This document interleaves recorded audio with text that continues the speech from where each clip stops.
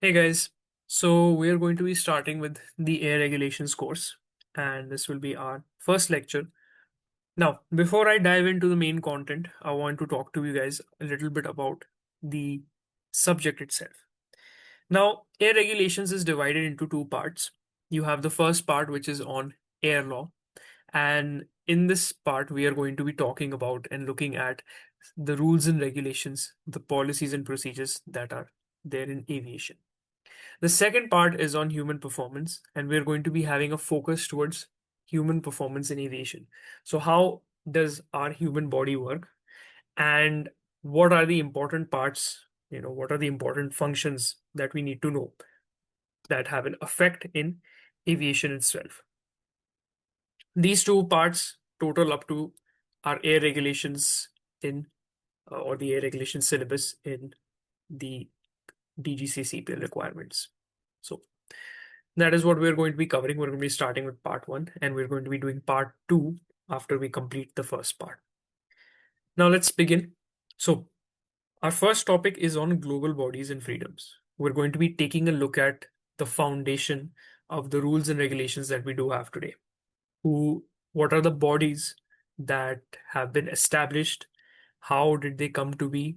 And what are some of the national bodies, or what do we have in India to for this reason? So for example, the DGCA is one of our national bodies.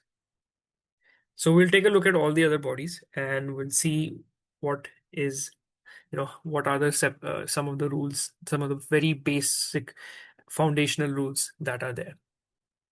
Okay, now before I proceed further, I want to go over how we have reached this point in aviation today. How did we get here, and where did it all begin? And the date where it all began is 17th December 1903. That is the date the Wright brothers flew for 12 seconds, right? And we consider this date the birth of modern aviation.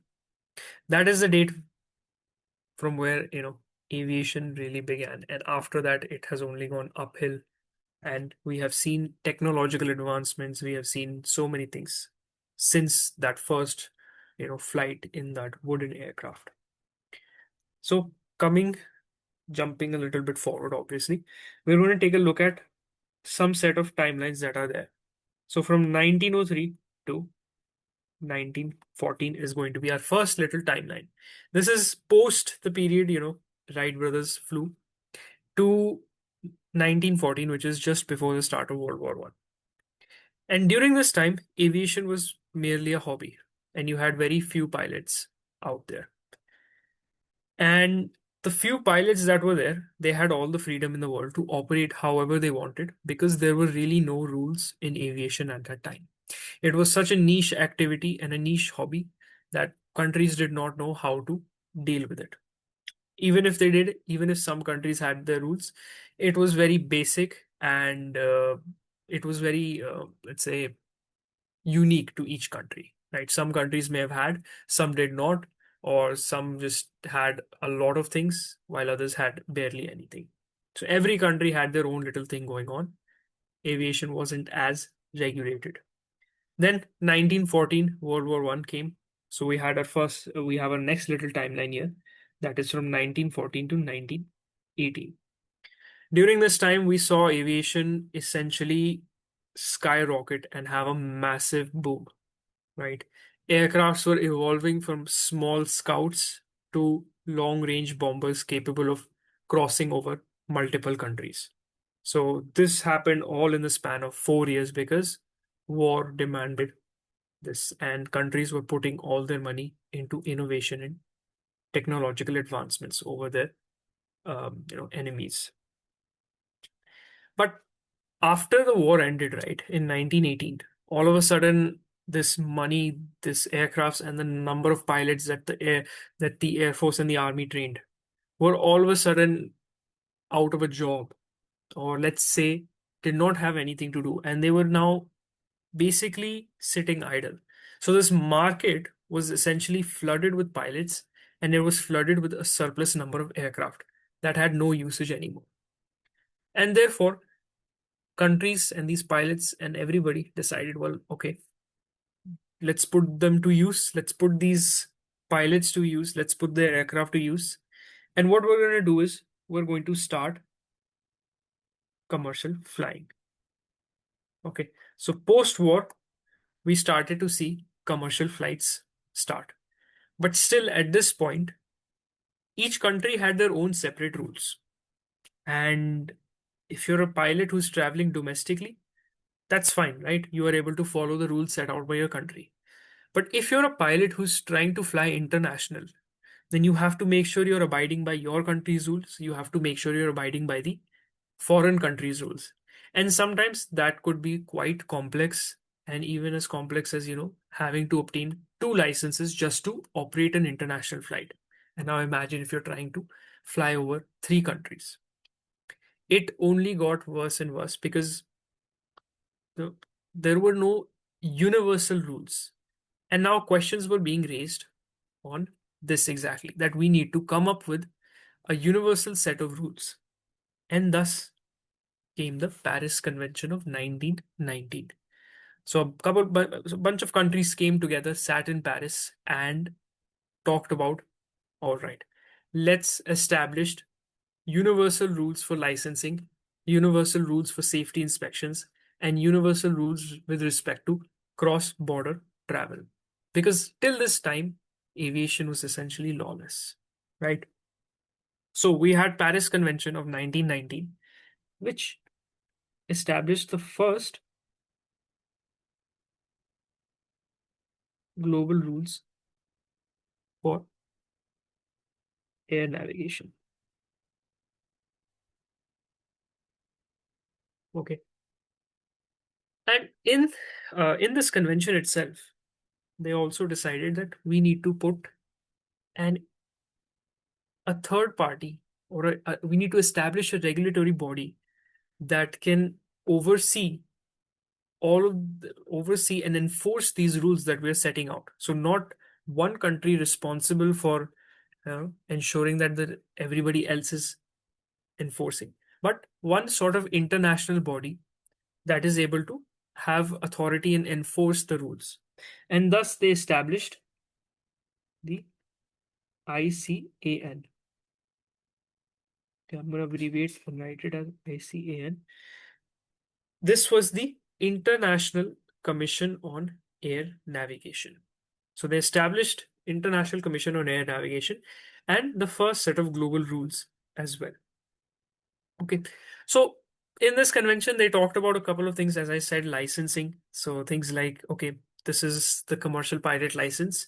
What are the basic requirements that are needed for this? So every country, once you meet the 200 hours, you can give your pilots a commercial pilot license.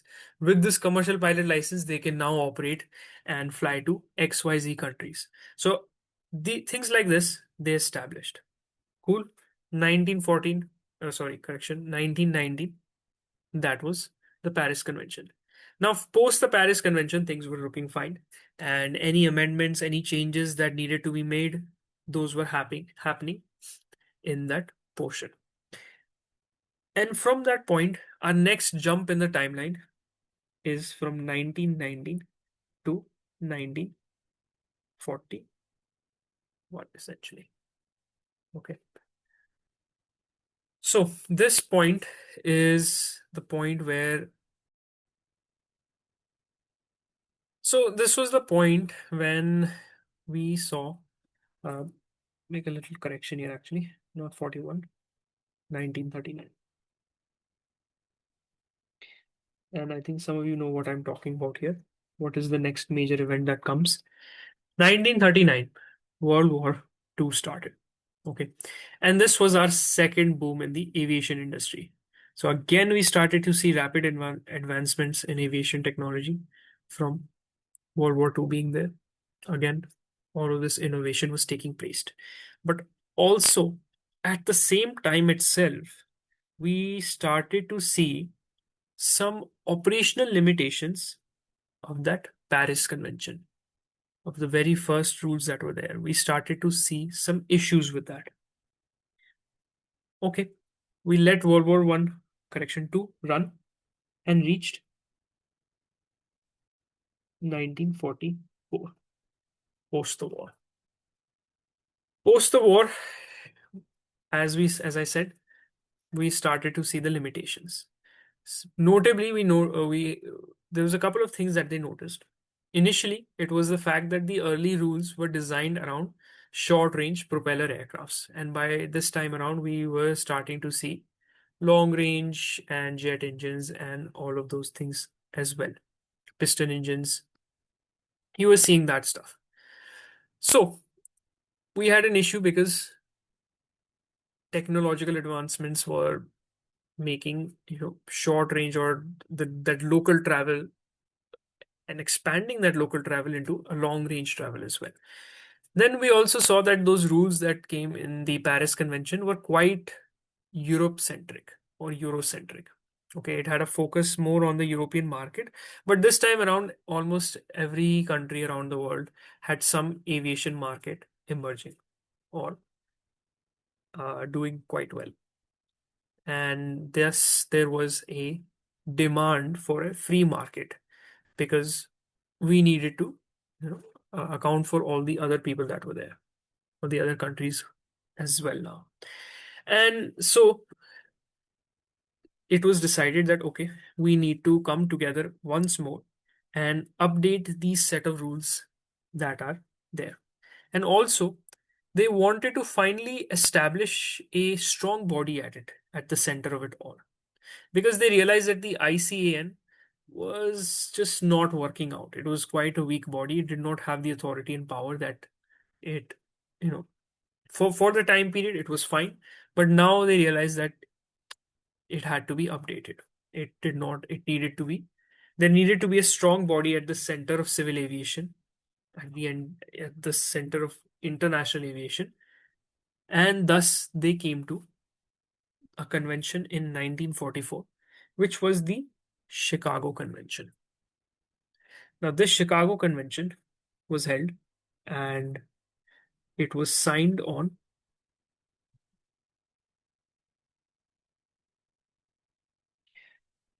7th December 1944. You just have to know that it took place in 1944. You don't have to remember the 7th December date. 7th December 1944, where? Chicago. Now, the Chicago Convention had 52 signatories. Okay, that means 52 countries came together at the Chicago Convention. They sat and they signed this document. And this document is the foundation for international civil aviation law. Yeah. So today, the international civil aviation law that we are going to be studying about is all coming from Chicago Convention of 1944. Basically, this is our constitution. This is our aviation constitution. This is where it's all detailed and written out. 1919 was the predecessor, and now 1944 came in, took the reins, and is what we use today. Like I said, ICN was a very weak body, and so they had to establish a stronger body. And thus, they established the International, now I'll abbreviate it, speed it up, International Civil Aviation Organization, or ICAO. Okay, this time we went from ICAN, that commission, to International Civil Aviation Organization, or ICAO. In this convention, they did sign 96 articles plus 12 technical.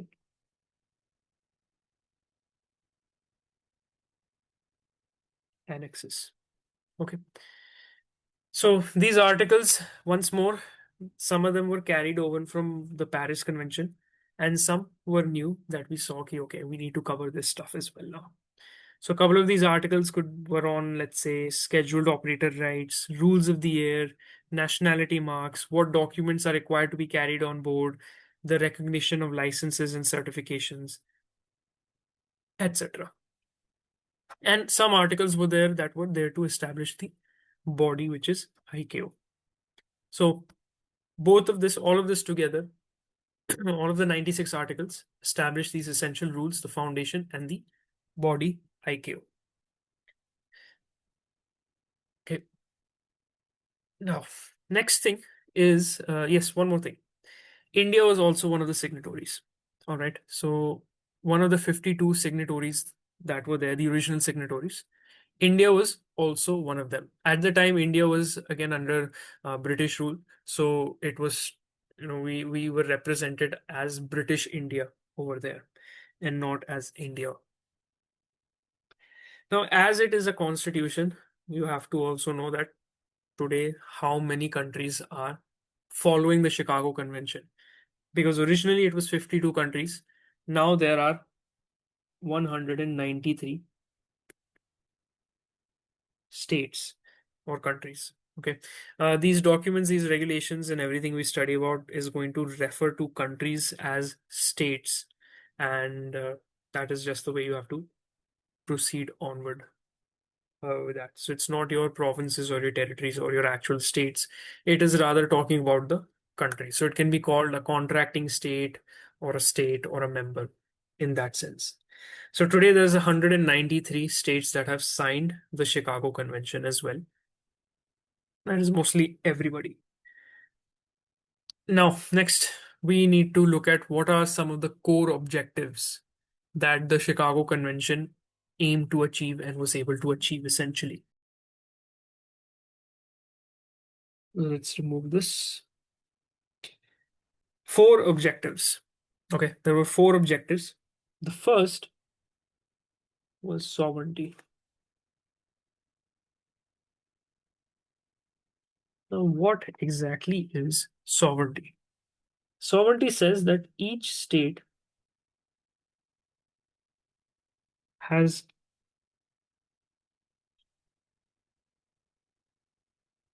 complete and exclusive authority over the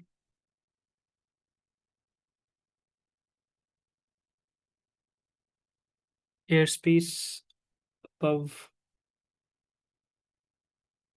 its territory. Meaning that the airspace that exists above India is Indian property, is the property of the Indian state, and our rules apply here. So the same goes for every other state as well.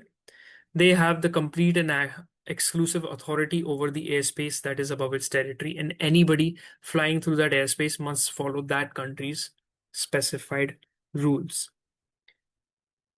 The second thing it did is,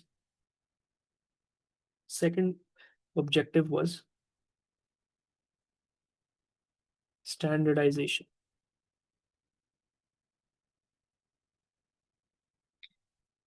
The whole point of the Paris Convention 1919 and thereby 1944 Chicago Convention was to ensure that there are common global rules for licensing, for airworthiness, for operations, etc. So to bring everybody onto that same page. The third is freedoms of the air. Freedoms of the air is essentially a framework that defines the rights for international air services. Something we're going to take a look at later in this, and there you will understand what they are. For now, this is fine. And the last thing was international cooperation. Basically, we should work together to promote a safe and orderly growth provide equal opportunities for all states, and cooperate with each other in times of accident investigations. The goal is to work together, not against each other, and obviously ensure safety throughout the whole uh, process. So we had the four objectives here, and one more thing that we are going to cover is, as I erase this now, is going to be one article, which is Article 12, that is on rules of the air. So Article 12 of Chicago Convention talks about rules of the air, and there's two rules. Okay, the first it says is over high seas, you are going to follow the ICAO rules of the air. Okay. The ICAO rules are going to apply over international waters. Because no country owns that airspace, it does not mean you are free to operate however you wish. Over the high speed correction. Over the high seas, the ICAO's rules are going to apply.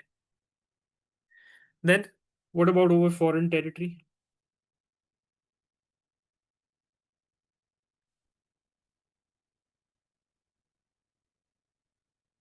You are going to follow the rules of the state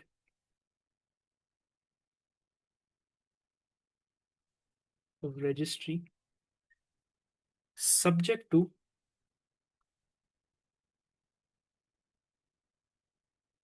local state. Okay, sounds weird. So many new terms. So let's talk about it.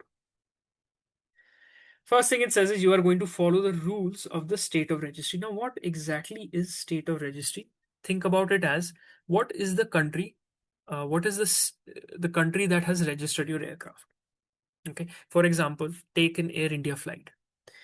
An Air India flight is registered by the DGCA, and the DGCA is in India, and Air India is an Indian company, and therefore the rules of India are going to apply to an Air India flight wherever it may be. Okay. Same thing, you take an airline like Delta, you take an airline like Emirates, right? Delta is registered in the USA, so therefore it is going to follow the US rules anywhere it flies.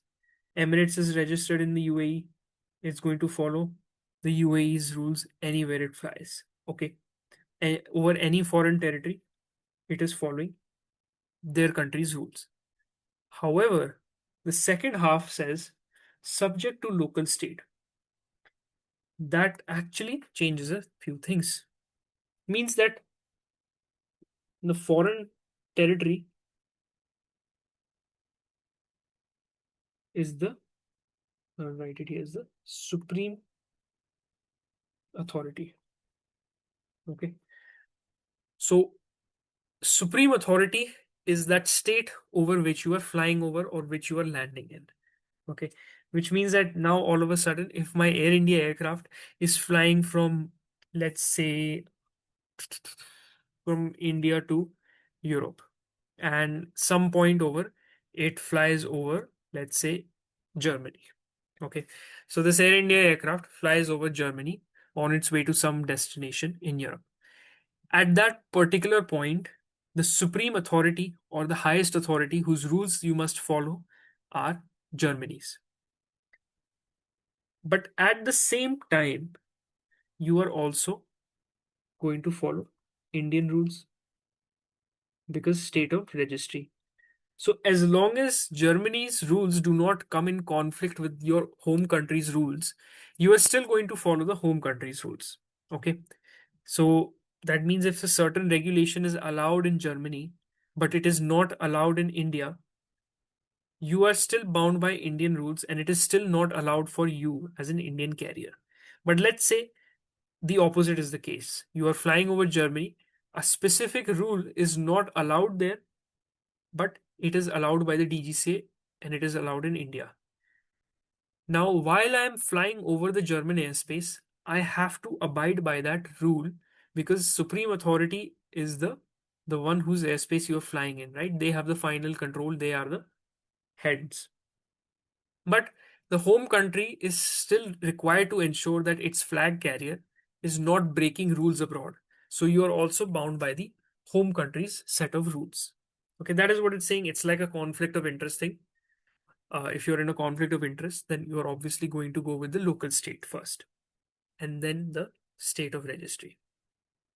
Okay, now let's talk about ICAO, right? We know that ICAO was created by the Chicago Convention in 1944 and it came into force a few years after that. Okay.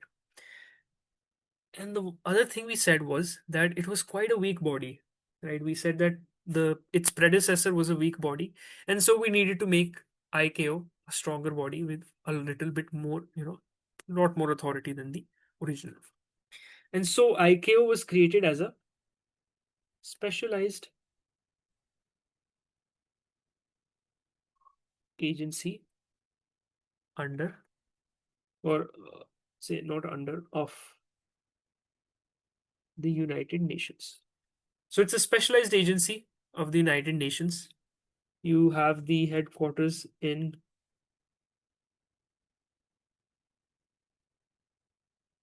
Montreal, Canada,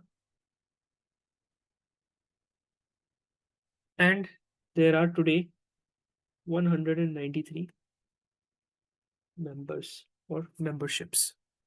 Okay, however many signed the Chicago Convention, that same amount has also that they're also members in the ICAO. Now, what does ICAO do? They develop SARPs. Okay, or this is known as standards and recommended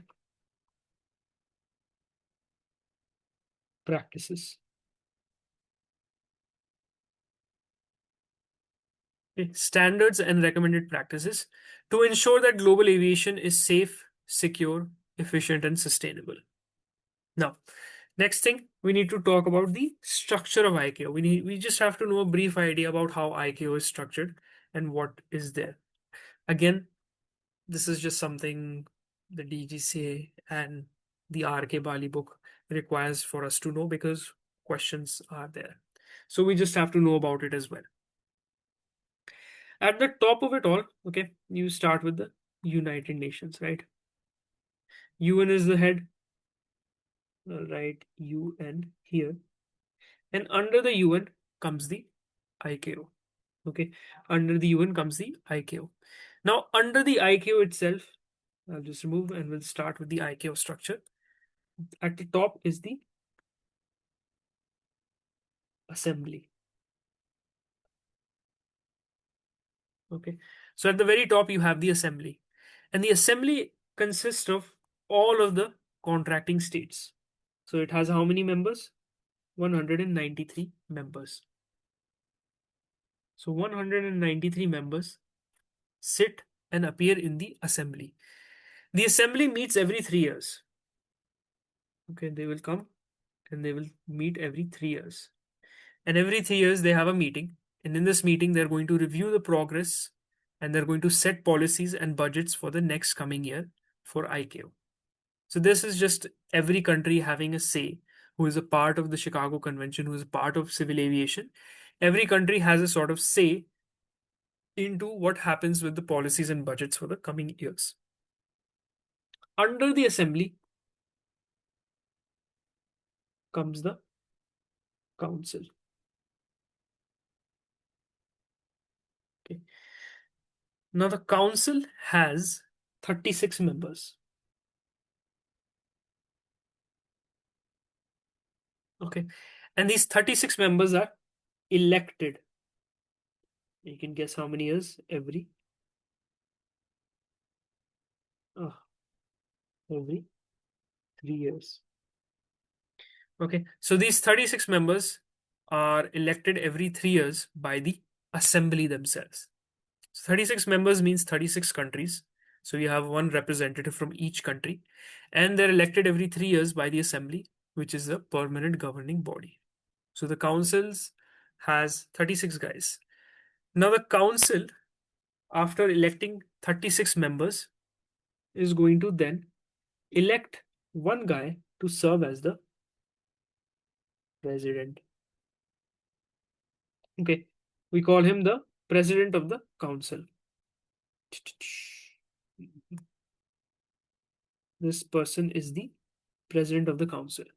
Now, the president is also going to be elected every 3 years, right? So, the president of the council is elected at the same time the council is elected. So, the new council comes and takes shape, and then they also have an election within the council that these new 36 members or the 36 members are going to now elect a president of the council who is going to represent ICAO at an international level. Now, what does the council do? The council basically provides guidance to ICAO and it adopts the standards and recommended practices. All right. India is a member of the council, and we have been a member since the beginning. Since the start, since the ICAO was formed, we have had a seat in the council since then, and then we have been elected every year. Okay. Under the council, you have a couple of different divisions now. Let's see. The first is the secretariat. Okay, so I'll bring that down here.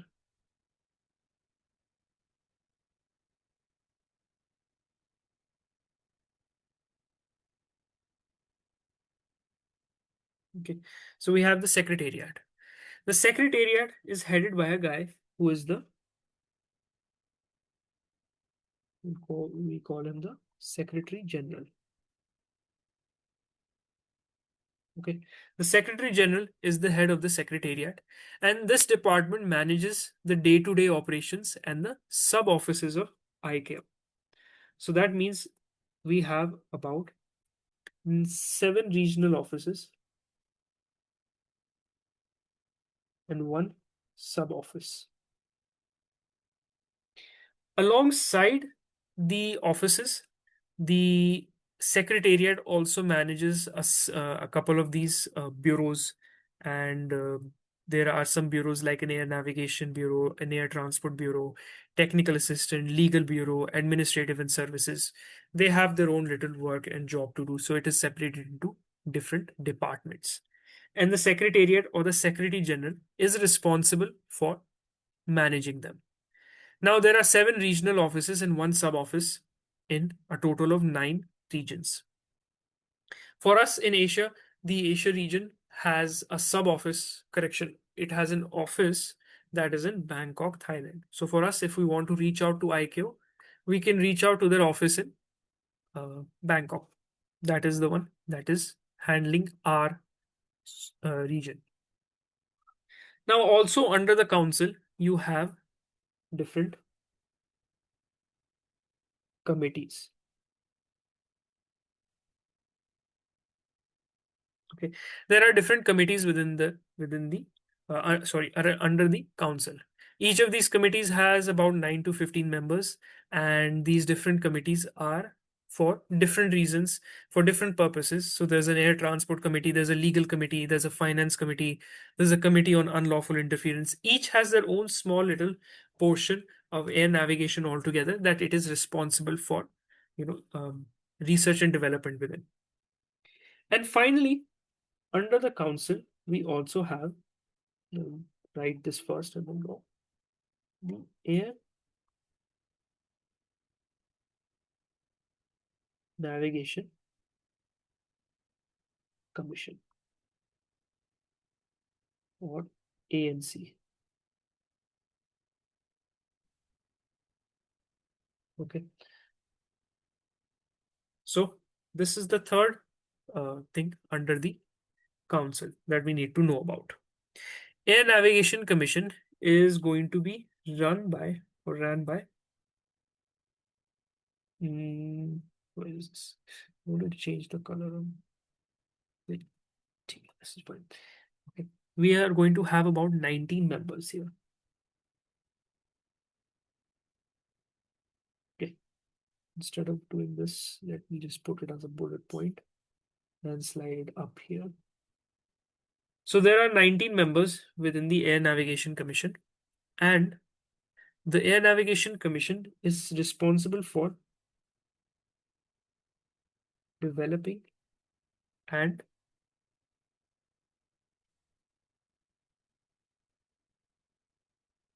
recommending SARPs. Okay. So the Air Navigation Commission works on developing and recommending standards and recommended practices for air navigation. So how it all works, you have this Air Navigation Commission, which works as a research and development department who looks at all right changes in aviation, advancements in technology. This is what's come up. How can we implement this, or should we implement this? What is ICAO stance, and what is the best recommended path forward? They work on that through standards and recommended practices. Then they draft it up and they send it up to the council. Now the council takes a look at the recommendations, the standards and recommendations, or the changes that have been proposed to the SARPs, and then they put it to a vote. The council, the 36 members in the council, they have their meeting and they put it up to a vote. And if they find that all right, this is great, good to go, then they work to adopt it. So it works like this. It comes up here. Same thing with the committees. The committees, each committee is responsible for different aspect. The legal committee looks at legal things. The finance committee looks at finance things. Unlawful interference looks at hijacking things. So those guys will also send the recommendations. The secretariat just works underneath and informs of the day-to-day operations. Everything at the end comes to the council. The council does not send anything up to the assembly because the council is considered to be the governing body. The assembly is just a bunch of the states that come together and give a vote and say, yeah, this is a council we are happy to work with. Because at the end of the day, we cannot have one country or one individual from one country responsible for everything. Otherwise, people will begin to say that it is biased. Because this is, after all, an international body, so everybody should have a say in this. Okay, good.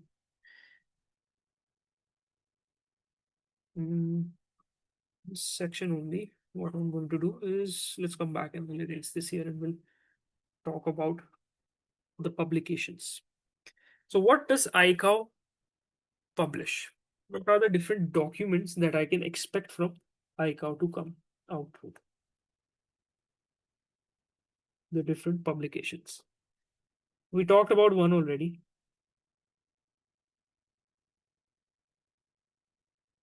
SARPs, right?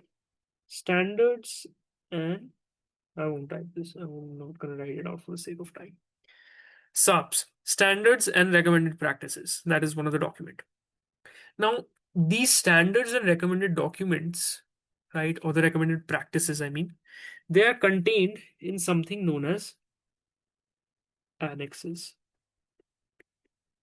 And these are our technical annexes from the start only. So originally we had 12 annexes. Now we have 19 of them today. Okay. So the SARPs, or the standards and recommended practices, are contained in 19 annexes. Let's talk about what exactly that is. So there's two parts to what information is actually present or and published by ICAO. Standards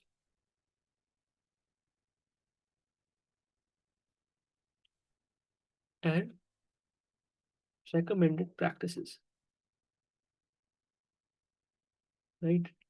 Because we talk about standards and recommended practices, but what does it mean at the end of the day? So standards are basically anything that the ICAO considers mandatory. This is mandatory to be followed. You must follow that standard which has been set for everyone.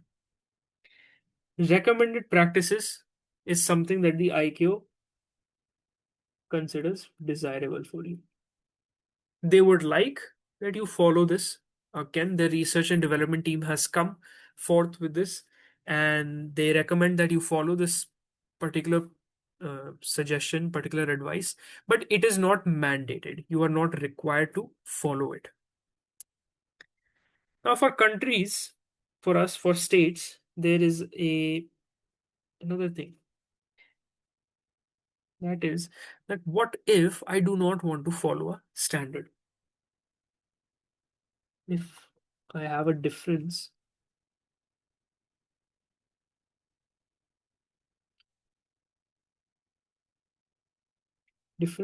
from a standard, if there is something mandatory that I do not want to follow, then if I intend to make a difference from that standard, I must notify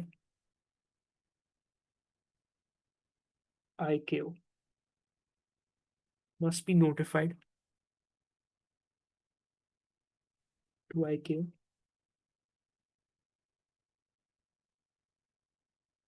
within 60 days and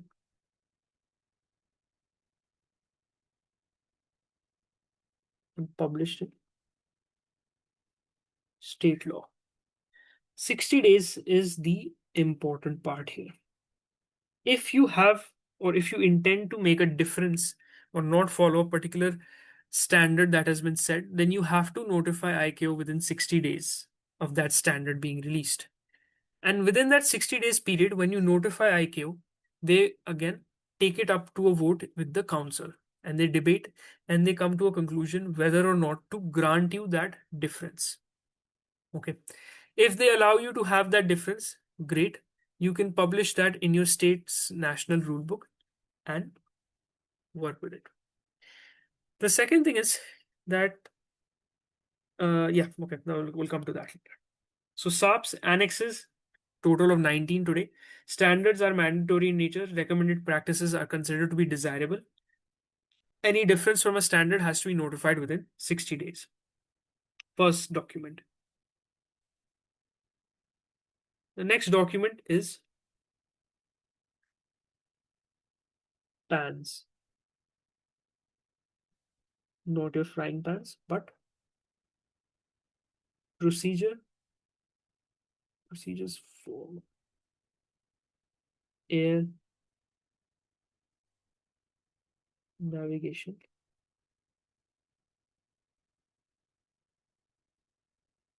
services. PANs. Okay, this is the second document that the ICAO publishes. And this is simply a document that is too detailed for the annexes. The information contained in these documents is very detailed global operating procedures that are considered to be way too complex to be included in the annexes. So what ICAO does is it publishes it as a completely different document and it calls them a PANS document. Then the third publication we see is known as a SUPS or correction, regional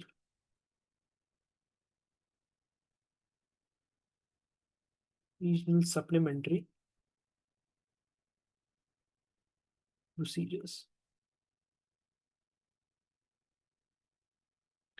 Regional supplementary procedures.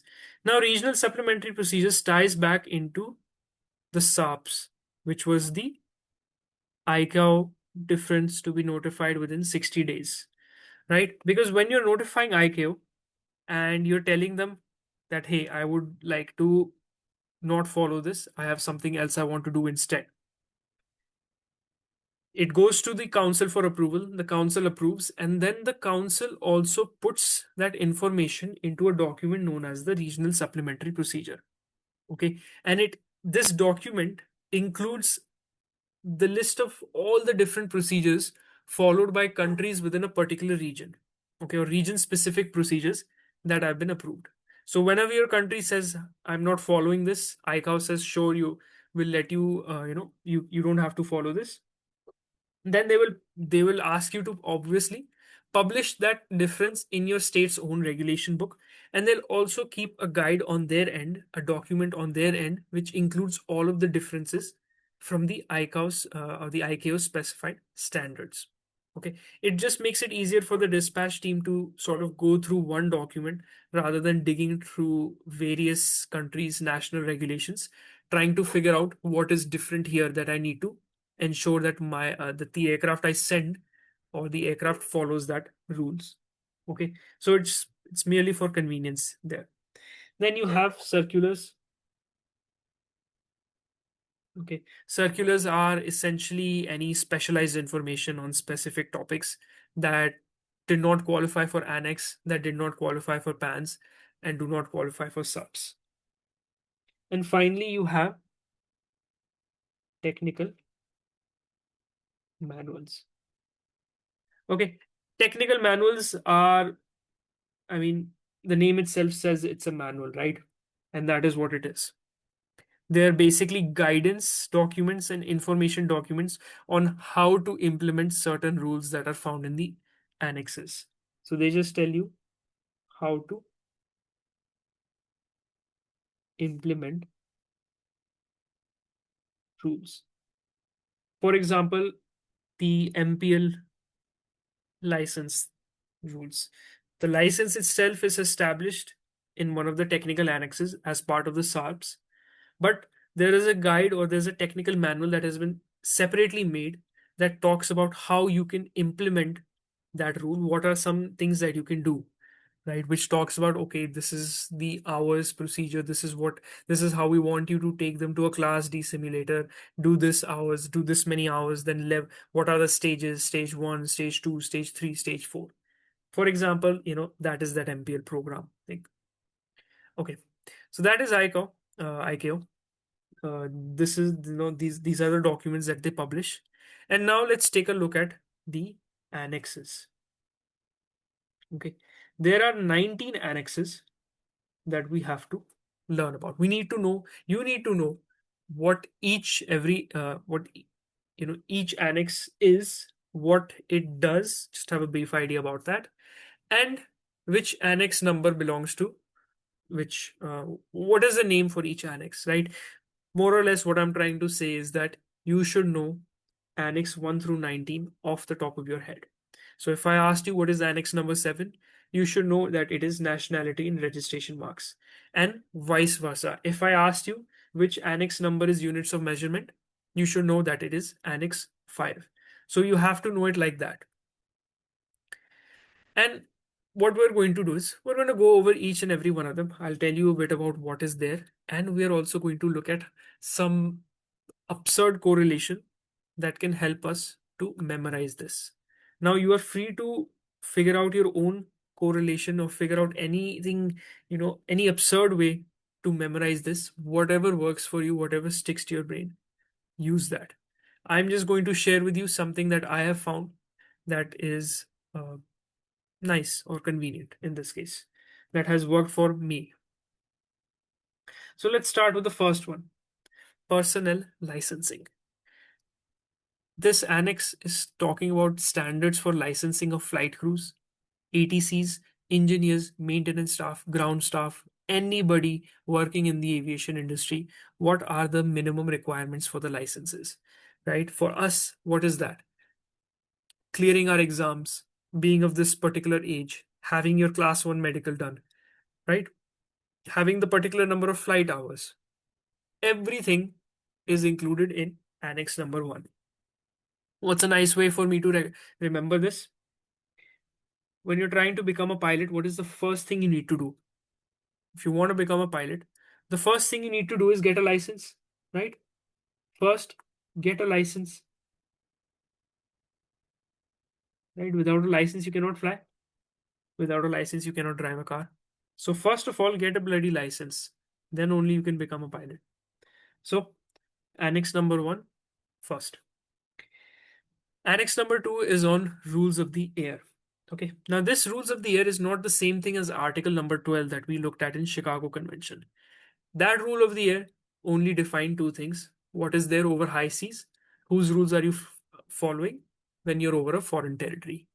Annex number 2 goes in depth to establish what are the rules that are there. What are the different aviation rules that the ICAO standard set of rules that are there.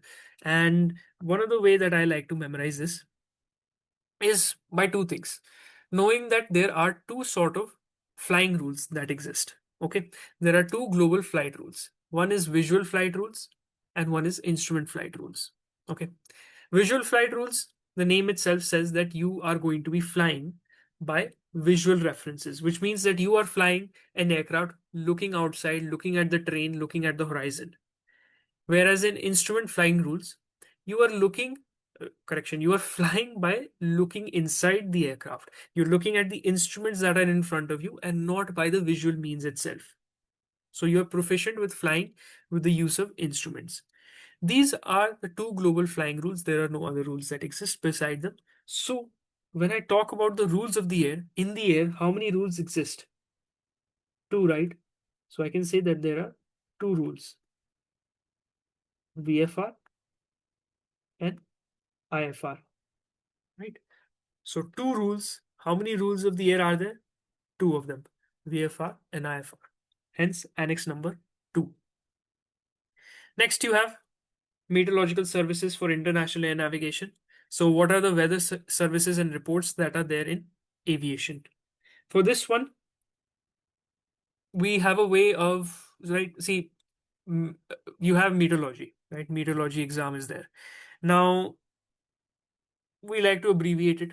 We don't say aviation meteorology exam, we have to clear this one. We just say MET, right? We say, there is a MET exam that we need to clear, there's a REGS exam, there's a NAV exam, and a Tech Gen exam. So we just abbreviate meteorology as MET.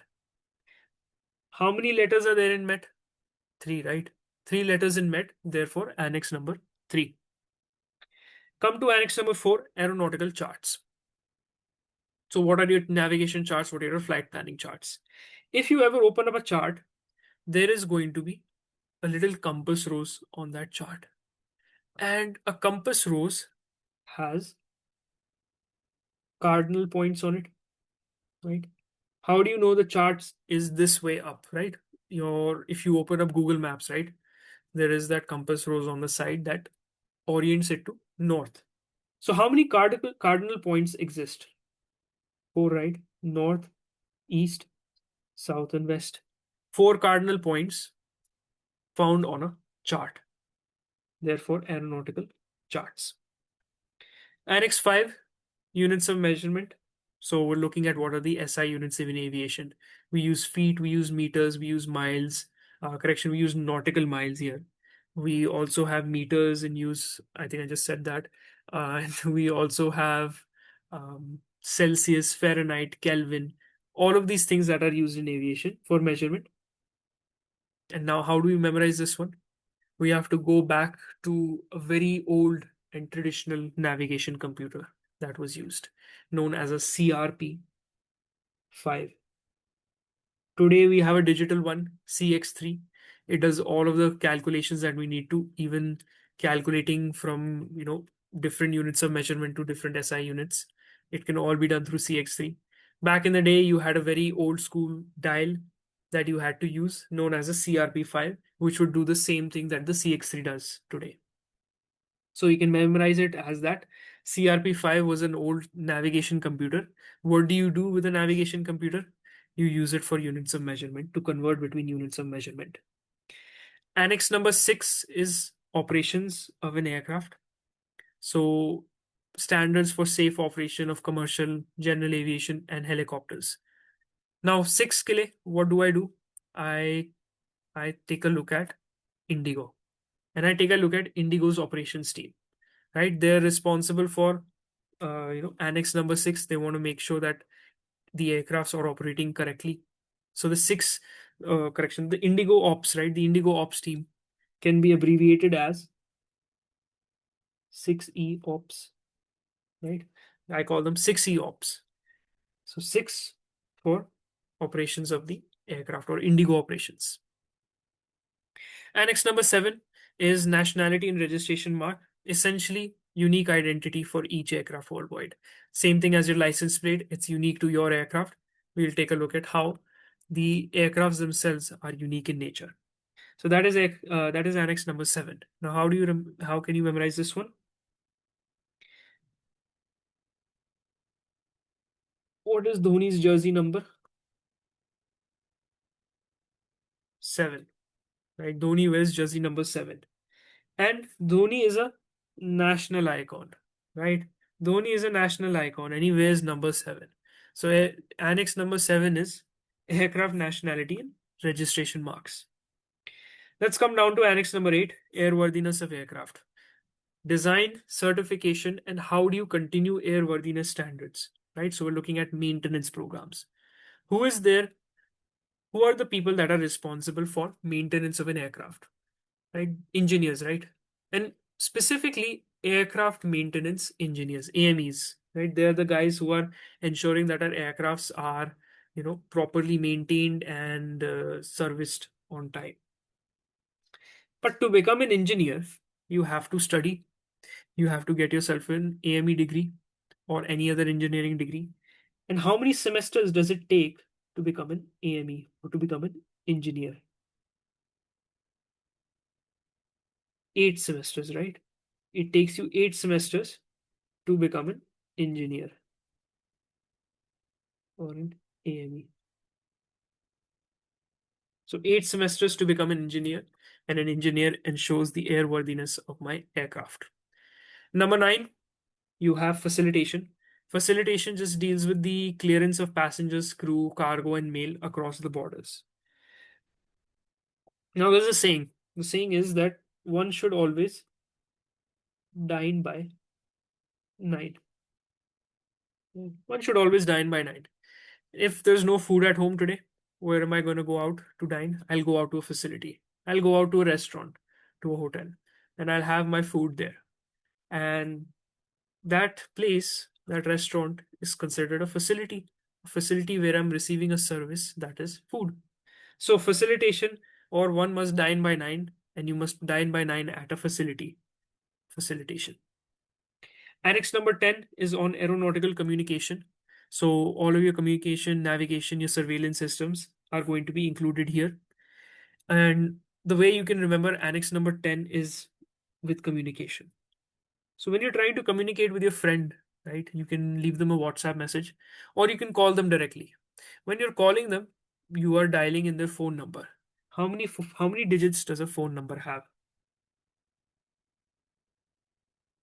10 digits, right? You're applying 10 digits. You're dialing them by inputting 10 digits, right? So you're communicating with your friend through that mean. Another way you can remember this is, let's talk about that WhatsApp example, right? You send a WhatsApp message and it goes immediately, right? But if you really look to the backbone of how it got sent, then it used a bunch of binary data, right? Bits, zeros, and ones. So ones and zeros. Binary data. That's how communication is done. Digital communication is done by binary method. So ones and zero, or therefore 10. Aeronautical communication. 11, air traffic services. You're going to look at different standards for the ATC, right? What are the different air traffic services? What are the different airspaces around the world? And the way I like to remember this one is by drawing an air traffic control tower, right? And how do I start by doing that? Start by drawing two ones. Then I give it the antenna and the VTC lookout area. But what did I do initially? I drew a wall and a wall, right? And what does that wall make? That is 11. Okay, so 11 for ATC, or air traffic service. Annex number 12 is search and rescue. Search and rescue, self-explanatory. What are the search and rescue services? Okay, let's say you're out for a party, and of course, by 12 a.m., someone is drunk. Right? Somebody in the group is going to be drunk by 12 a.m., right? And once somebody is drunk, they need search and rescue. They need search and rescue to take them home, right? So when you get drunk at 12 a.m., you need search and rescue. Annex number 13, procedures for correction. This is aircraft accident and investigation. So you're looking at how does investigation essentially work? How does it improve the safety? Now, if somebody gets into an accident or an incident, I'll say I consider them quite an unlucky person, right? If you get into an accident or an incident, you are unlucky because it is not a common thing that occurs. So it's unlucky. Now, unlucky, some people also like to say that the number 13 is quite an unlucky number. So, unlucky number 13 can be used here. You can use the number 13 as unlucky number 13, or you can use it as relating with the fact that if somebody is unlucky, unlucky number 13, then an unlucky person is also going to be in an accident or an incident. Annex number 14, aerodromes. So, airports, how are they designed? What are the lightings? What are the markings? Rescue, firefighting, all of that fun stuff is there in aerodromes or annex number 14. Now, a little story about how this works. So, annex number 14.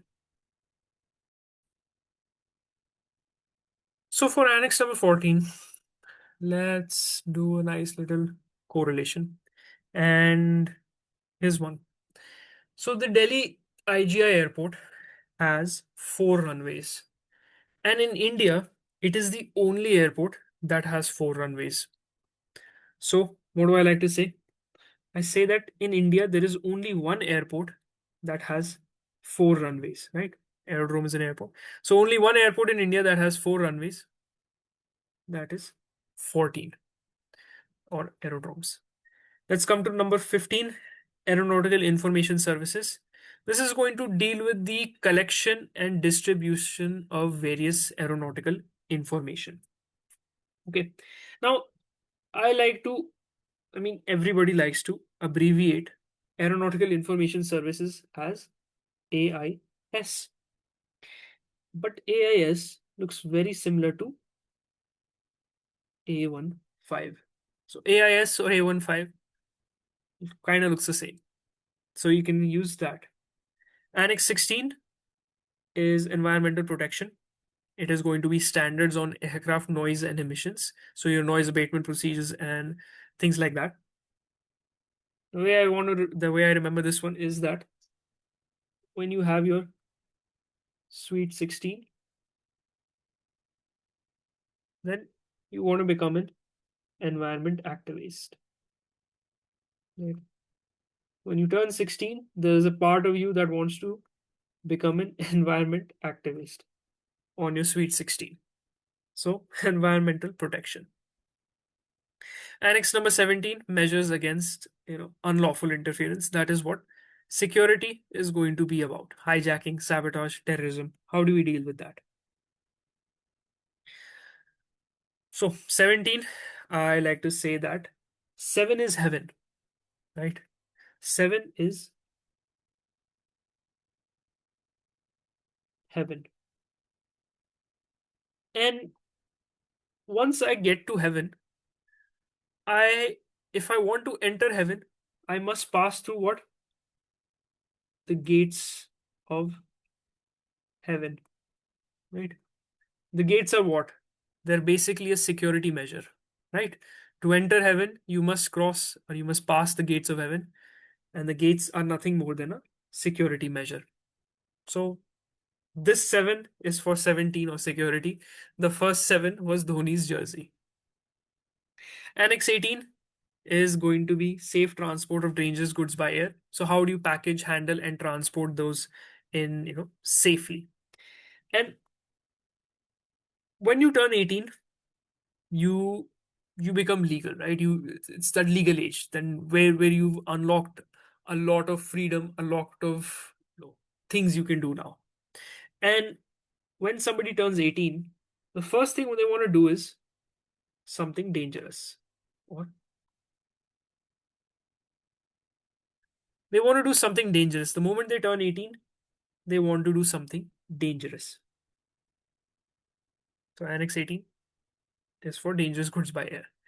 Finally, you have 19, that is safety management. Okay, so there's some safety programs, safety management systems. It is about that. How do I remember this one? I draw 1 and I draw 9 for the annex number. Then I take the 9 and I bring it over to the 1. And finally, I complete the 9 like this. And all of a sudden, it looks very similar to a safety pin, right? So 19 joined together becomes a safety pin and safety management system. Okay, so you come up with these random correlations, you come up with these fun correlations, whatever works for you, go ahead with that. That is the way that you should proceed with this. Because you have to, at the end of the day, remember all 19 of these annexes. The next thing we look at is the freedoms of the air. All right. So we talked about how the Chicago Convention, one of the objectives was freedoms of the air. And we are going to take a look at 5 different freedoms that were established. Okay, the 5 different legal rights that the airlines were given for air, international commercial air services. Now, these first two freedoms are the technical freedoms, and the remaining 3 are the commercial freedoms. That is how they have been distributed, with the first 2 as the commercial ones. Correction, the first 2 as the technical freedoms, and the second 3 also, the remaining 3, better said, is the commercial freedoms.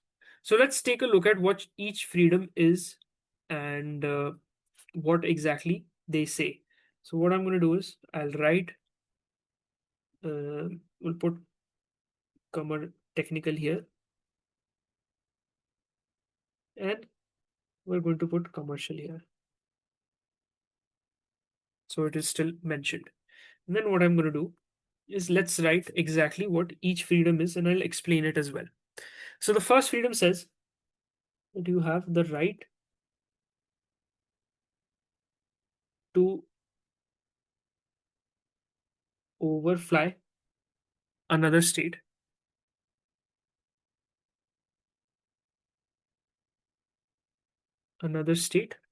without landing.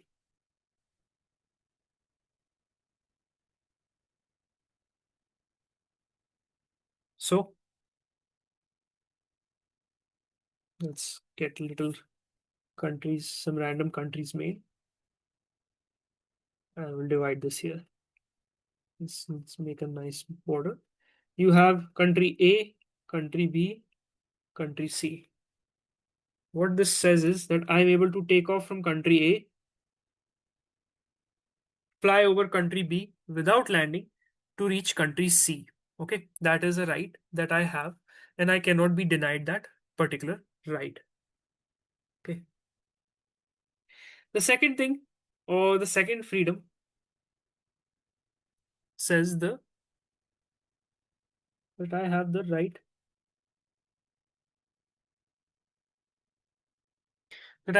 to land in another state.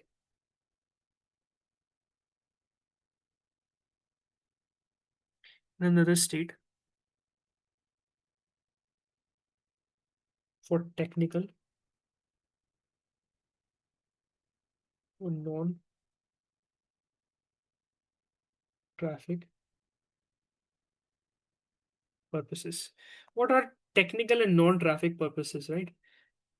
If I can land in country B here, right? If I'm able to land in country B, what is it exactly saying here? What are technical and non-traffic purposes? This can be refueling. Maybe I have to refuel. In the case of refueling, what am I doing? I'm coming from A and I'm going to B. In B, I just land, I refuel, I do not embark any passengers or take on any passengers, and I do not disembark any passengers. So I'm not offloading either. Okay, that is considered non-traffic purpose, right? Traffic purpose would be me removing, disembarking and embarking passengers, earning money out of it. In this case, refueling is there, maintenance, right? What if you have a technical snag and you must divert? That is there. And finally, one more thing that is there is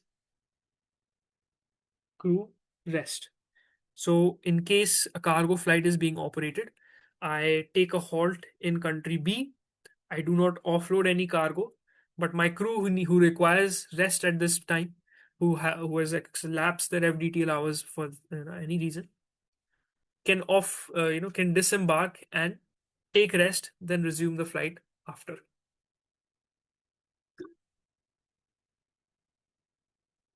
So you this is these are our technical freedoms. Let's come to the commercial freedoms now. What do the commercial freedoms say? Take this example. We'll throw it up here now, and I am going to remove this, remove B, remove C, remove A, and let's talk about the commercial freedoms.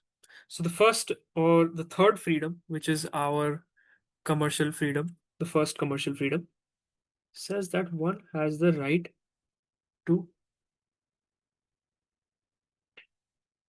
carry passengers or cargo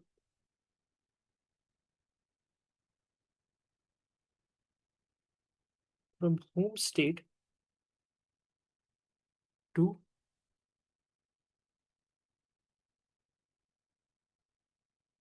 another state.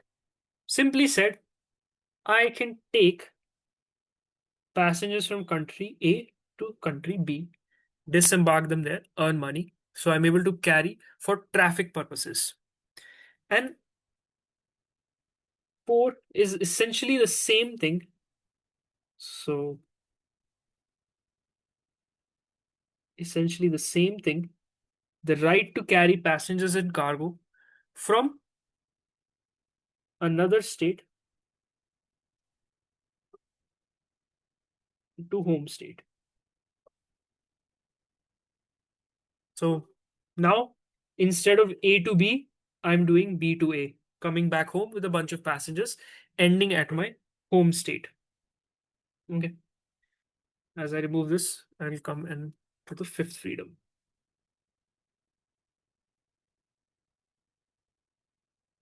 You guys can pause accordingly to write down uh, and then unpause as as I continue move on, because I'll erase it.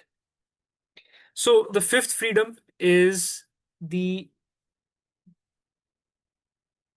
right to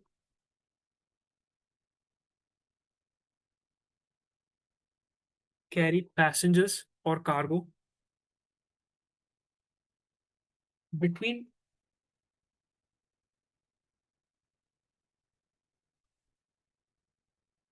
two foreign states on a flight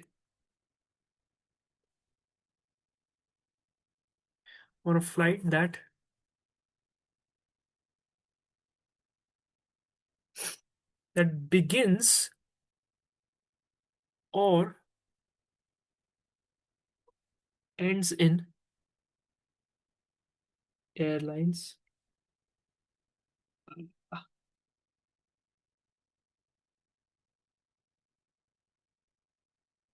can't believe I still ran out of space after clearing all that.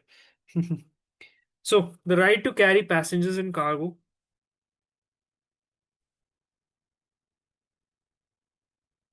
from between two foreign states on a flight that begins or ends in the airline's home state. That means that the route, if A is my home state, then I can do a flight from A to B and then B to C, right? Because the flight starts at home, then goes to B, then goes to C. Now, in this case, I'll give you an example of let's take a flight that I've flown in, right? Let's take an Emirates that goes from Dubai to Milan to New York. Okay. How it works is that the flight originates from Dubai, right? You have the Emirates 380 that starts in Dubai, and it first goes over to Milan. It'll have a stopover in Milan. They call it a technical stopover. In this technical stopover, they will refuel and also disembark and embark new passengers, which means that from Dubai, two sets of passengers have gotten on board. One set that has their final destination as Italy itself or Milan, and one set of passengers who are going to go all the way to New York. Okay, who want to go all the way to New York.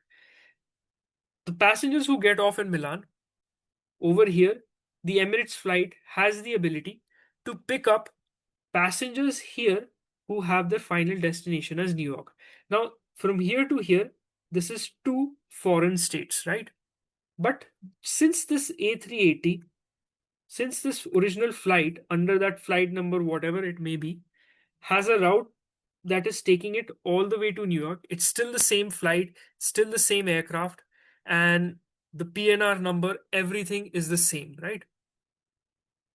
I can do that because it originates in the home state.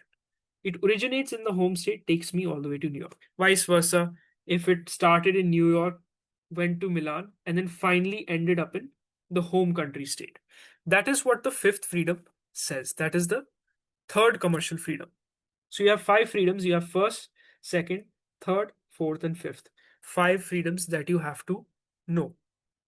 Okay, cool.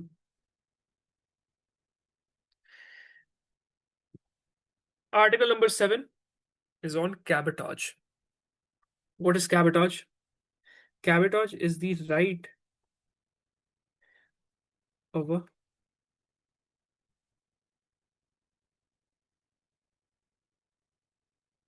right of a foreign airline to operate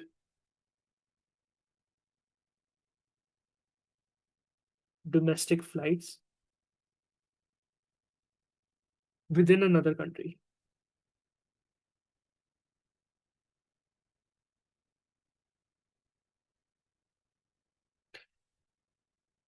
So, a right of a foreign airline to operate a domestic flight within another country.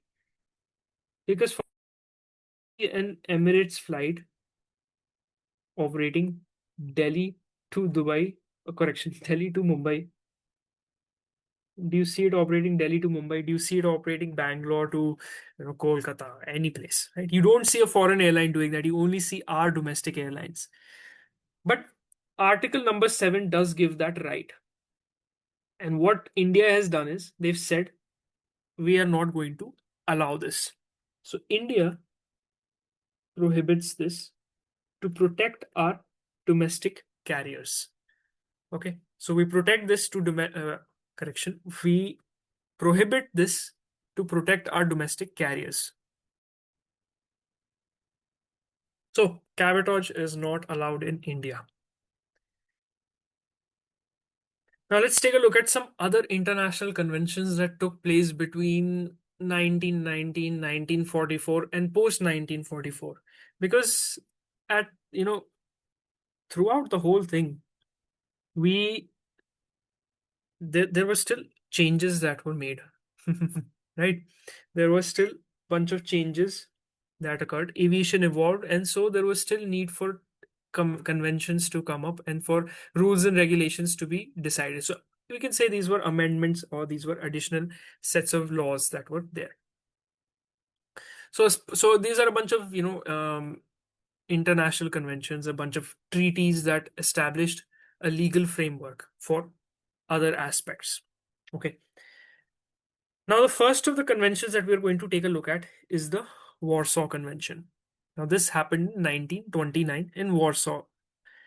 And this is before the 1944 Chicago Convention itself, but this is 10 years after the Paris Convention. And in this convention, they established liability limits for airlines in case of passenger injury, baggage, or cargo loss.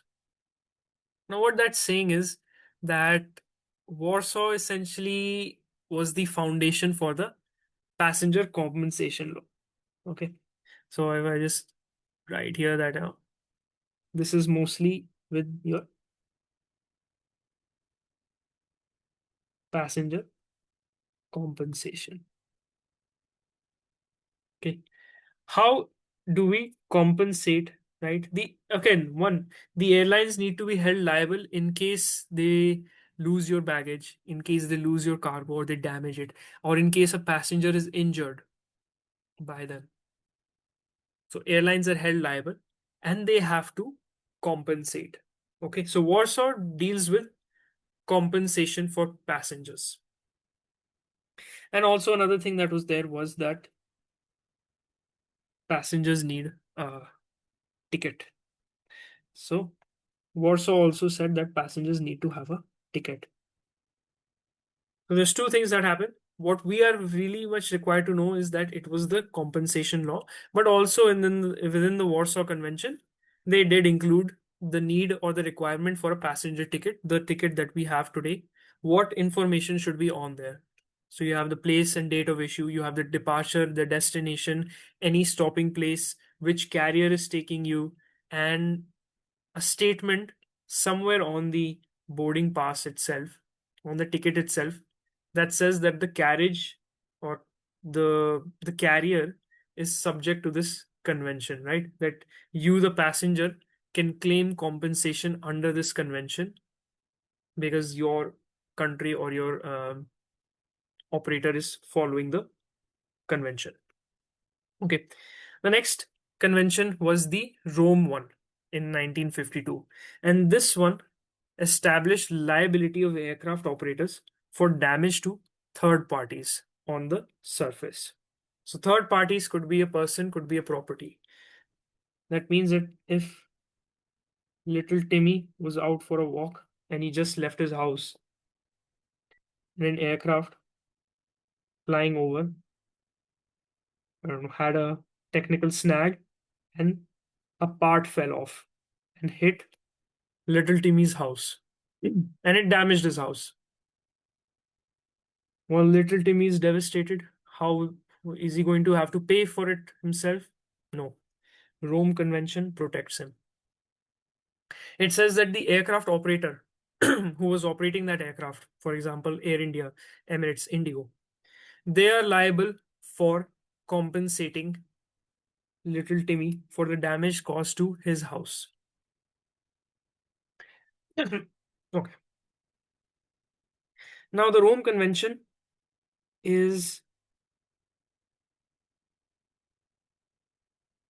not ratified by India. So this is not ratified by India. And there is a reason. India just did not believe that the compensation amount was appropriate for the scale of damage. So they said, we'll just process this under our domestic legal system. And we believe that the compensation decided by our Supreme Court or our district court or our courts is going to be appropriate for the damage caused. So India and a lot of countries did not actually sign the Rome Convention at all. They believe that their local courts or their domestic system is better and not for this to be national criminal court or something. Then came the Tokyo Convention. Tokyo Convention was with respect to any offenses and acts on board that are against penal law. So illegal activities happening on the aircraft. Okay, how do you deal with it, and what laws apply here, right? Question becomes that you are flying from country A to country B, and this is your aircraft, and you are currently overflying country C, and somebody on board commits an illegal act. Now the question becomes, well, this is an let's give it let's say this is an Air India aircraft. You take off from India and you're on your way to New York, and you pass over France. Okay, you're flying over. No, hypothetical route. I don't even think this is the route. But nevertheless, this is what's happening. You are going from India, you're flying in an Air India aircraft, and over France, somebody on board commits an illegal act. The question becomes, this person, should he be should he be processed or prosecuted under penal law by the French law? Because sovereignty, right? The airspace above is French, and this happened in French airspace. So, do I prosecute this individual under French rules? Or because it is an Air India aircraft, it will follow Indian rules? Or because you can only prosecute this individual after landing, and you're going to be landing in New York or you're going to be landing in the USA? So, will he be processed under US laws? That is what Tokyo Convention set out to clarify. They said, one, look, these are the set of offenses that I will consider as, violent acts. And the second thing I'm going to say is that the penal law that applies is going to be of the state of registry, which means upon landing, this individual will be prosecuted under Indian penal law.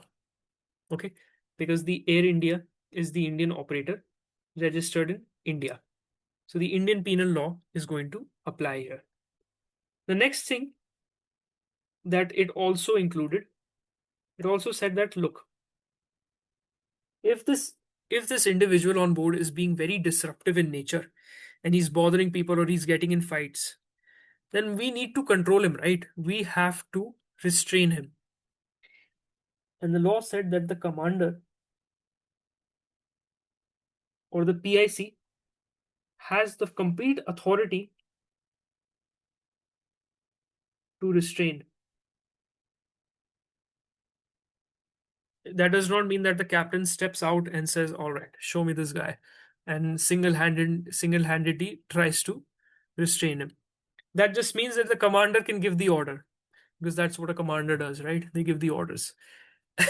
So the PIC will give the authority. They will say that, yeah, you have my permission to restrain this person, and that authority has been given under the Tokyo Convention. Okay, it means that you will restrain the offenders and then appropriately deliver them to the competent authorities afterward. So you'll call for security upon landing, they'll come and they'll grab and take this individual out as well.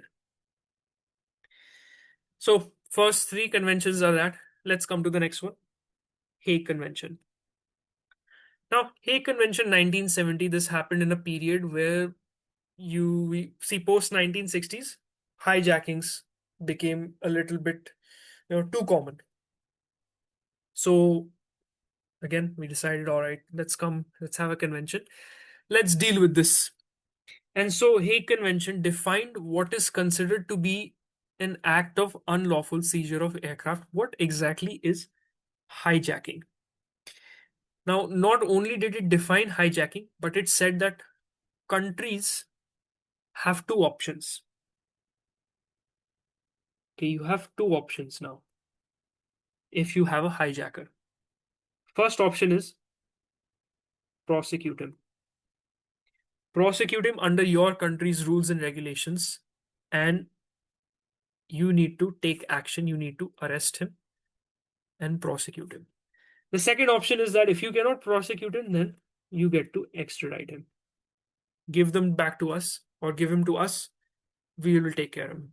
We are going to prosecute him. So either extradite or prosecute. There is no in between. There is no regulation where In the past, you were seeing in post pre 1970s, you were seeing that hijackers would hijack an aircraft and take it to a safe haven country, maybe Afghanistan or maybe some Middle Eastern country, where they would be safe, right? The authority or the people in power of that country would offer safe haven to those extremists, to those terrorists. And so this rule was there that this is not going to happen. You either prosecute them or you give them to us. There is no other option that you have. Then we had Montreal Convention. There's two Montreal Conventions, one in 1971 and the other in 1988. Just no Montreal Convention. And Montreal Convention basically dealt with offenses happening on board, leading to the damage of property of aircraft. So any unlawful, violent act. Now I stopped at aircraft because that is what 1971 said. Aircraft and navigation services and aids. In 1988, they expanded and they added airports as well. They said, well, okay, look, if people are going to cause damage at an airport also, we have to include this within the Montreal Convention. So now it means that Montreal Convention is going to deal with any violent act where you are damaging the aircraft, where you're damaging the airport, or you are damaging any navigation service or any navigation aid. Not at all allowed under this. Okay. That is your Montreal Convention. And finally, we come to the Cape Town Convention, which is completely different than what we've been talking about. And this Cape Town Convention deals with international recognition of aircraft leasing and financing arrangements. In other words, it is financing and protecting lessors against defaults. Right? If See, because at this point in time, leasing of aircraft, leasing of services was becoming frequent. So, what if somebody, that I leased an aircraft to goes bankrupt? What happens to my money? So, this Cape Town Convention looked at a financial side of things. It looked at all these financing arrangements and it offered protection to lessors there, giving them confidence to continue leasing the aircrafts. So, now the final topic of our lecture, which is the Indian aviation bodies, or what are the Indian organizations? Well, actually, there's one more after this, but second final topic, there's a small one after this. This one is on Indian organizations. What are the bodies within India that we have to know about? Now, India was a signatory to the Chicago Convention, and all of this airspace that is there in India, above India, is ours. It is, we can say it is the central government's, right? That is, they're the highest authority in the state. So the central government owns all of this space, and they're the ones who are setting out the rules. They're the ones who've got the national laws and they are implementing the standards and recommended practices. But the central government has a lot of other things to look at as well. So they cannot really handle all of this work. And what they did is they created a ministry. They said, all right, we're going to create a separate ministry. We're going to appoint somebody in the ministry. That department, that whole ministry is going to take care of civil aviation. We're going to call it the Ministry of Civil Aviation, or MOCA.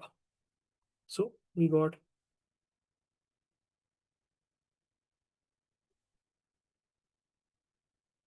Ministry of Civil Aviation, or MOCA. And now they said, okay, this is the ministry that is going to be responsible for all development and regulation of civil aviation within India. So these guys are responsible for all the policy and legislation with respect to aviation in India. So establishing aviation within India, ensuring that whatever ICAO standards are there, we are implementing it into our national rules. So we have the aircraft rules, we have the BVA bill, the different set of rules, this different set of acts. Ministry of Civil Aviation is doing that. They're the ones who are administrating it. They're the ones who have implemented and written those legislations. Now, the Ministry of Civil Aviation again said, all right, aviation is quite a big body, right? It's quite a big body, and I don't think and I mean, they said, okay, for us to handle so many of these aspects, it's going to be, complex. So what we'll do is we'll divide it into different departments. We'll create different sets of departments and give each department a separate responsibility. Okay. And this is where we got different departments like the DGCA, the Airport Authority of India, the BCAS or the Bureau of Civil Aviation Security, and Aircraft Accidents and Investigation Bureau. So each body has its own separate role to play within aviation. And see, central government delegated the whole authority or permission to Ministry of Civil Aviation. And what Ministry of Civil Aviation does is it has delegated different parts of that authority to different departments. So for us, DGCA is one of them, or Directorate General of Civil Aviation.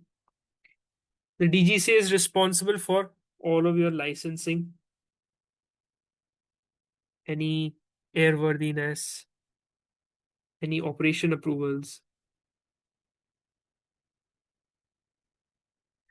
or enforcement, any accident investigation, serving as a regulatory role where they are present and you have to report any accidents to them.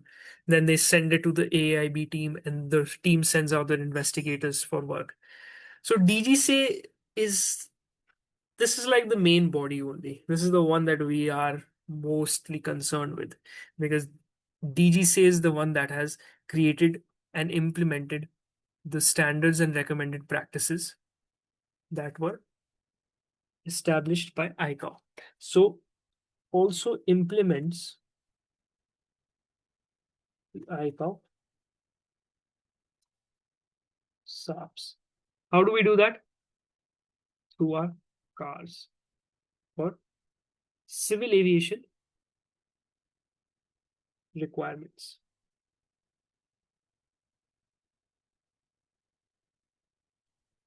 So what we've done is we've taken all the standards and recommended practices and we've said, all right, in India, the standards in our wording established, sure. The recommended practices, yeah, we'd like to follow this. We'd like to follow this. This is what we're doing differently. This is a national difference. Everything notified to ICAO. And this is now our Indian rules. What is it based out of? The ICAO standards that have been established already. So ICAO has set forth these standards and DGCA is now implementing them through the ways of through the civil aviation requirements. Okay, so through the cars itself. Okay. The next department or the next body under the Ministry of Civil Aviation is your Airport Authority of India. So let me erase this and we are going to cover Airports Authority of India or AAI. Now what AI does is two things. It is going to provide air navigation services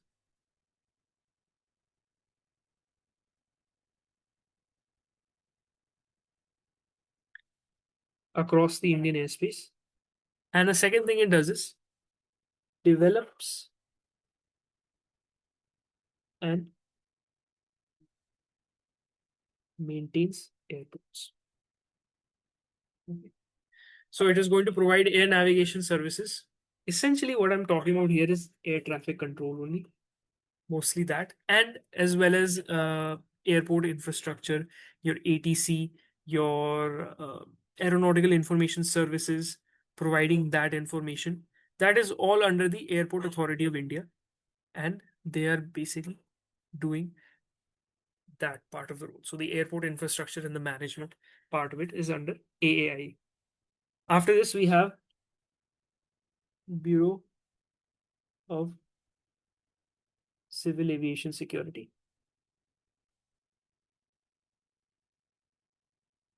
or BCAS. Okay. Now, what BCAS does is they are the aviation. They're the people that set the security standards for aviation. They set the aviation security standards. They set the security programs. Right? They're like the regulatory authority for civil aviation security. So anything with respect to security in aviation, how your security screening works, and what is the immigration checks, what is the airport security supposed to be like, right? Laying down all of those security standards. Okay, so you can say your security standards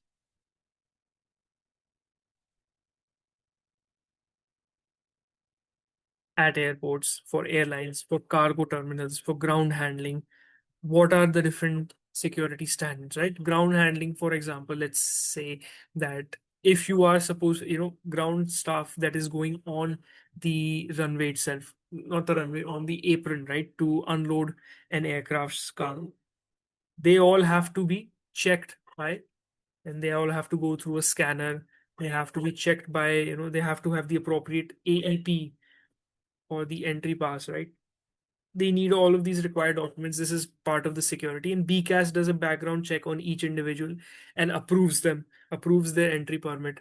After the entry permit, you have to go through a scanner, run your bag through the security service. Then only you are allowed, within the perimeter of the airport.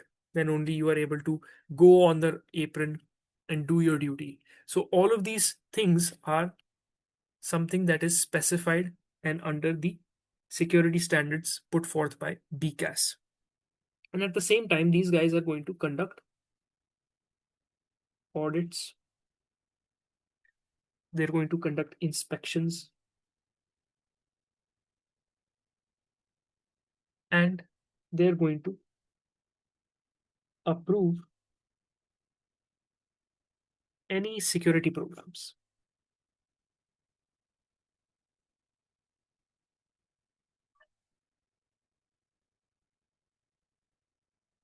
So airlines have their security officers as well, right? They hire their own security officers. Now, these security officers, what sort of training are they getting? What are the different programs that they have to follow? The AVSEC, right? The aviation security course that is there. All of this requires the approval of BCAS. The BCAS will approve this, and only then you're able to do. So audits, inspections, anything with respect to civil aviation security, BCAS is handling. So that does not mean that they are the physical individuals who are there at the entry gates doing your entry, right? This body only exists on a desk job type of duty. They're not physically present working at the airport. Okay, the people that are there at the airport who are doing your entry and the security at the airport itself is your CISF, which is that paramilitary force. Okay, they're doing that work. And finally, we come to the last department, which is AIB, or Aircraft Accident and Investigation Bureau, or Aircraft Accident Investigation Bureau. In the past, this was actually a department under the DGCA, but then they made it an independent body. And this body operates directly under Ministry of Civil Aviation, and they deal with accident and incident investigations. Okay. Right. So they are going to ensure these guys basically are doing the investigation. They're not to be influenced by any other body, so they directly operate under the Ministry of Civil Aviation and report directly to the MOCA itself. And these guys are going to basically follow whatever is written out in Annex 13. That is like the Bible or their guide. in terms of operating. So these are our aviation bodies. These are the five main bodies. Out of them, DGCA is the one that we as pilots are going to have frequent encounters with, that is going to do most of our work, and the one that is basically responsible for our licensing, our hours, everything with respect to operations for flight crew members. And the final topic in this lecture is leasing. So what is leasing? Leasing is renting an aircraft instead of you owning it.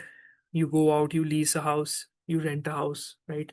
You basically fill out a lease agreement with the owner, right? So you're renting something out rather than you're owning it.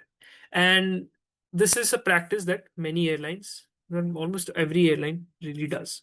Okay, because it allows them to expand their fleets quickly. It allows them to manage a seasonal demand and avoid any high upfront costs of buying an aircraft. So rather than buying something, having a big, amount of debt to write down in your balance sheet, you just lease an aircraft for much cheaper for a temporary period of time or for a long period of time. Okay. So most major airlines worldwide are on leased aircraft. And so let's take a look at what type of leasing actually exists out there. Three types: dry lease, wet lease, and damp lease. In the regulations course, you have two of these which are, we can say, in the book and important to know: dry and wet lease.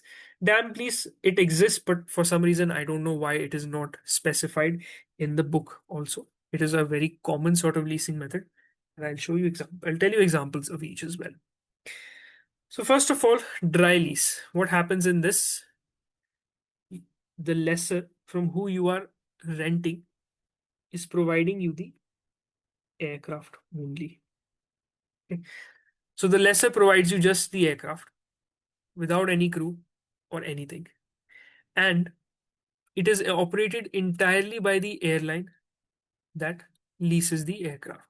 In this case, um, the operator or the one who's rented the aircraft out is got their own crew, their own flight cabin crew, their own insurance, their own maintenance. Everything else is my own. Okay, everything else is the operator's itself. Only the aircraft has been leased out, provided. So it is operator is going to have your cabin crew. Operator will have their own maintenance done. They will have their own insurance taken on the aircraft. Okay, so all of that is the crew's or the company's responsibility. Then you have wet lease. Okay, you have your wet lease. Now, wet lease is where the aircraft is provided, but you're also provided with crew, you're also provided with maintenance, you're also provided with insurance. Everything comes from the lessor itself. Okay, and so wet lease has another name. Sometimes we also call it ACMI lease. Why? Because you're provided with aircraft, you're provided with cabin crew or flight crew. We can just we can just call it, say, aircraft. We'll call it crew because you're given pilots as well. Flight crew comes as well. In this case also यहाँ पर this reason with the operator here, instead of cabin crew, we'll just call it crew as well, because you have to have your own flight crew and your own cabin crew in that case. Here you have your own aircraft, you are provided with a crew, you are provided with maintenance, and you are also provided with insurance. Okay, so all four of these things are there. So ACMI. And the operator is basically just has to, it is just operated under my name, right? So I am providing absolutely nothing. I have rented an aircraft, and the aircraft comes with the crew, the aircraft comes with its own maintenance, its own insurance. The operator, which is me, I just get to put my branding that will say operated by blank. Okay. Finally, you have damp lease. Now, damp lease is like a combination of the dry and the wet leased. In this, you are provided with the aircraft and the flight crew, just the flight crew and the aircraft. Okay. Now, dam crew is aircraft and the pilots, and it can also include uh, generally the cabin crew is provided by the operator, okay, or the lessee, right? So the lessee or the operator is going to have their cabin crew, and you are going to have your own maintenance, the insurance. That is all.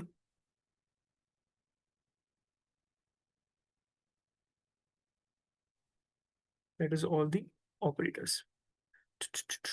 Hmm. Actually, I am not 100% sure, so I'm not going to, do not quote me. But as far as I am concerned, I do believe that the operator has to take the maintenance and insurance. I believe so.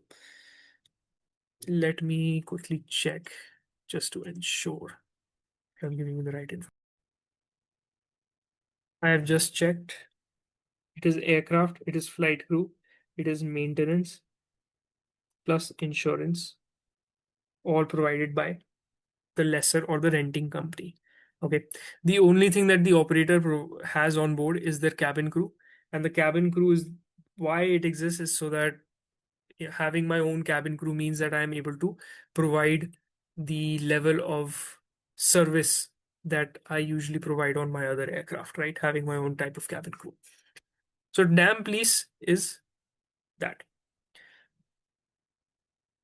Now, what what happens here is that in all of these cases, um, some examples of how it works in India, right? You basically have dry lease. That is something that is followed by almost every airline. So every airline in India is on a dry lease basis, has some aircraft that is on dry lease. Okay, sounds very weird to know that, Indigo, Air India, CASA, or any Star is all on dry lease. How it works there is something known as a sale and lease back agreement. Again, just for your information, we call it a sale and lease back agreement. What the sale and leaseback agreement says is that an airline like Air India or Indigo will basically buy a bunch of aircraft in bulk. They will place an order for 100 aircrafts in bulk from the manufacturer directly. And when you buy in bulk, you get a bulk discount. So, for example, you take $100 million aircraft, and after bulk discount, I am able to get it for 60 million each. So I secured a 40 million discount just because I bought 100 of these aircrafts. Okay, cool. Now, what happens is upon delivery, the airline is going to pay the manufacturer. So when I get my aircraft, I transfer 60 million to the manufacturer. I take the title from the manufacturer, and immediately I go to another party. I go to a leasing company and I say, hey, I can sell you this aircraft for 80 million. Why would this leasing company buy it from me? Because these leasing companies see a deal. If they went out to purchase an aircraft, if they went out today and they wanted to buy the A320, then the manufacturer Airbus would say, okay, sure, 100 million each. And delivery, yeah, you'll be in the line, and there are airlines ahead of you. So maybe 10 years later, you'll get your aircrafts. We're going to sell it to you at $100 million. That is the market price. So the leasing company thinks, okay, well, I have to pay 100 million to obtain it from the manufacturer. But here I see that this company is saying that we'll sell it to you for 80 million. So the leasing company sees a 20 million profit just here, or 20 million that is saved. And then they also see immediately that this company that is selling them, or this airline that is selling them the aircraft, is also going to be leasing from them immediately after, right? Because that's what the airline does. Now the airline sells it for 80 million and also cashes in 20 million in extra. So they paid 60 million, they sold it for 80, they got $20 million extra. And on top of that, they are now leasing it, okay, from this leasing company. So they're paying very small figures to rent the aircraft. Okay, what this does is, like I said, instead of having a direct amount of debt on your books, ownership titles are being sold off to these leasing powerhouses, and instantly we are dry leasing our aircrafts back. This is a very common practice within Indigo. What they do is they will lease their aircrafts for 6 to 7 years, and after that they'll just scrap them or send them back to the leasing company, and the leasing company will then find other airlines that are looking for older aircrafts. So that is an example of dry lease. Talk about wet lease. Well, SpiceJet, we saw that in SpiceJet for the winter schedule had a partnership with Corendon Airlines, right? This Corendon Airlines 737s that were provided.